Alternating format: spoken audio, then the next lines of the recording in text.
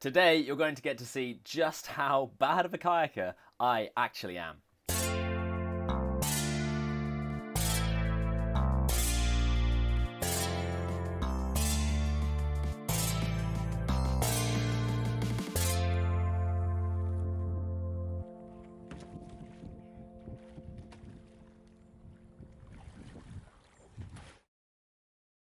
Good day, ladies and gentlemen, and welcome back to another episode. Today we're doing something slightly different. I'm looking back at some footage from the last 10 to 12 years of paddling, and I'm going to be critiquing my technique, seeing things where I could improve, hopefully trying to pick out some bits that are good, and maybe some learning points for other people who are in that process of learning as well. So stick around, let's pull up some clips and see what we can learn. Okay, so this first clip, this is probably the best part of 10 years ago now, I think. This is on the Upper Dart, very low water. But I'm kayaking with some of the people who brought me into the sport. Here you can see me following my friend Lisa. I think we were also with my friend Simon this day, and they're two of the people who definitely kind of taught me to kayak in the first place and helped me to progress, pushed me to progress. Oh, there's a lot of driftwoody work here. A lot of like sitting on drawers and things. This is a great thing to do for your skills. Using rocks to learn to boof. Approaching a rock with a good speed and angle, and then using your final stroke in simulation of a boof stroke to pull the nose up onto the rock and see how far up the rock you can get. Really good bit of skill training that. This is on the ferry Glen in North Wales. This is probably, we've come forward a couple of years now. This is maybe 2015, I think. Oh man, look at that narrow hand grip on the paddles. That is doing nothing for me being able to rotate my torso and actually put some power through the strokes. Little T-Rex arms, that is not great. And as you can see, sometimes it winds up getting you pasted. This is Sticky Hole, which is fittingly named on the ferry Glen in North Wales. But you'll see, I think time and time again, this is something that technically I had to work through, and I'm still working through, I'm sure. But you can see how ineffective those paddle strokes are, because they're just little dabby strokes on the sides of the kayak. They're doing very little, and they've got so little power because my hands are so narrow. Like that, you know, it works because there's a little bit of speed behind it, but sometimes it just doesn't. The bow lifts a tiny bit and then drops because there's no follow through on the stroke, there's no rotation. And I think probably you're going to see that a lot in these clips. Cave drop. Completely failing to make the cave there. Fantastic. Oh, interesting. Okay, so in conjunction with that narrow hand grip, you're also seeing fairly passive paddling. I'm often just like hitting a curler and using that to drive me along rather than proactively driving the boat where I want it to go, using my full range of motion in my torso to actually generate power. There you go, hit a curler, passively, hope for the best, let it take me. It works out sometimes, doesn't always work out. I think the case in point rapid to show that it doesn't always work out will be not this one, which is called Pipeline, but the next clip, the next rapid, which is Speeder Biker, will really hammer this home that you have to be driving the boat across the fall line of the water rather than just drifting with it. Here, just drift with it, holding a stroke, not effective, and get pasted again. It's classic. And I'm not happy about it. Okay, here we go. We skipped forward another couple of years. I think this is 2018. You can see similar, there's now power in the strokes, but you can still see that same issue of these tiny little dabby strokes on the sides of the boat that do basically nothing. And the only thing that saves this boof is the fact that I'm getting my weight really nicely forwards as I come off the drop. There's maybe a tiny little air stroke that almost saves it as well. But basically it's just the fact that I had speed coming in that keeps the bow vaguely up. Same year, this is on the Mellte in South Wales, doing some downriver freestyle. Yeah, okay. I'm looking at this now thinking I could probably do it better, but who knows?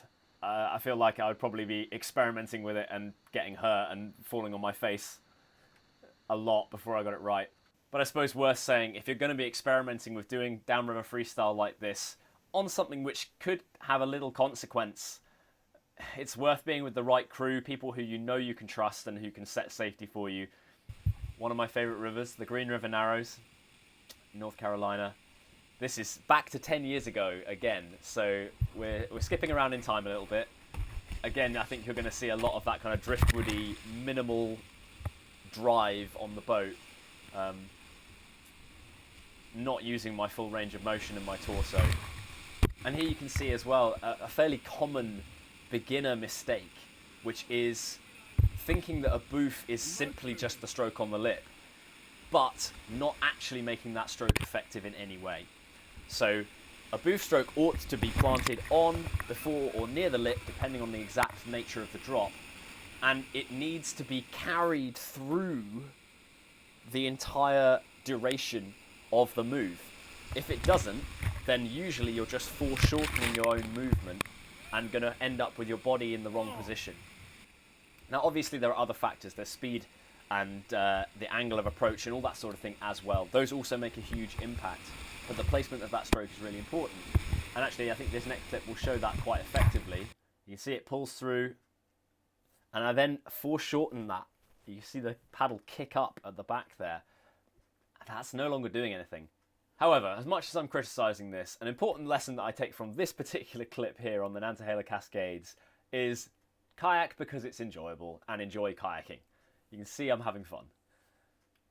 Here is another clip. This is on the Elk River in North Carolina, or Tennessee border. I can't remember. I think it's North Carolina. And you can see I start with a really nice approach, like cutting the full line of the water really, really nicely. And then that classic thing of relying on the stroke, pulling back on the stroke, which actually just kicks my bow down instead of lifting it. And I stop cutting the full line and I just go with the water, which only drives the boat down the seam rather than across and over out cleanly off the drop. And then this is the very next drop. I only put this in really because it's one of the bigger waterfalls I've ever done, and I don't know anything about waterfall running. As you can see, I make a mess of it. Here we can see another kayaker's oddity, which is drinking beer out of a shoe. That's a thing that we do sometimes. If you're not familiar with that tradition in kayaking, I don't necessarily hold to it, but you know, it's a bit of a laugh, isn't it? As a consequence of swimming. So here we are on Green Race Day 5 years ago, and you can see there's been improvement. I'm now driving the boat more effectively. The hands have come wider on the paddle, but there are still errors that creep in. Here, instead of reaching forward to that new stroke and putting my back to the central rock, I just sit neutral, and that is what ultimately pings me into the rock and flips me. And this is the moment where my Green Race run came unhinged. I think up to this point I'd had a fairly clean run. My favourite thing about this clip is Nathan's laugh here. He really enjoys this moment. Wait for it. Spectacular.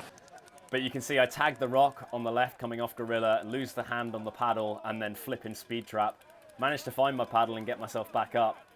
But this is showing that errors in whitewater compound. One error leads to another, because especially when you're racing and you're already gassed, it's harder to correct. And the more errors you make, the harder it is to correct. However, the lessons that I take from this clip are: 1, playboating is a really important thing to do.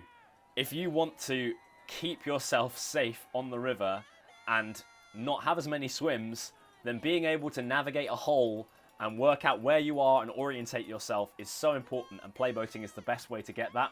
And 2, which I suppose links to the first, staying calm under pressure is really, really important. If you get into a hole and immediately freak out, you're never ever going to escape it in your boat. And lastly, keep your eyes out, wait for the fellow racers who are coming down, because they will have caught you up having spent 45 seconds in a hole. But try and finish the race.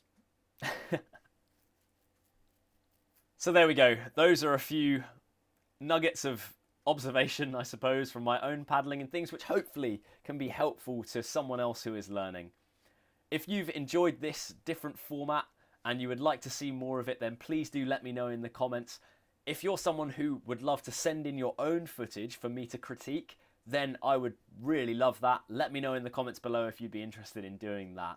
And if you've got any comments or suggestions about how younger Matt could improve his paddling, which might be beneficial to someone else in the comments section, then please do let me know as well. If you've enjoyed this, please do give us a like and share this wherever you feel comfortable. Thank you so much for watching, and I will see you in the next one.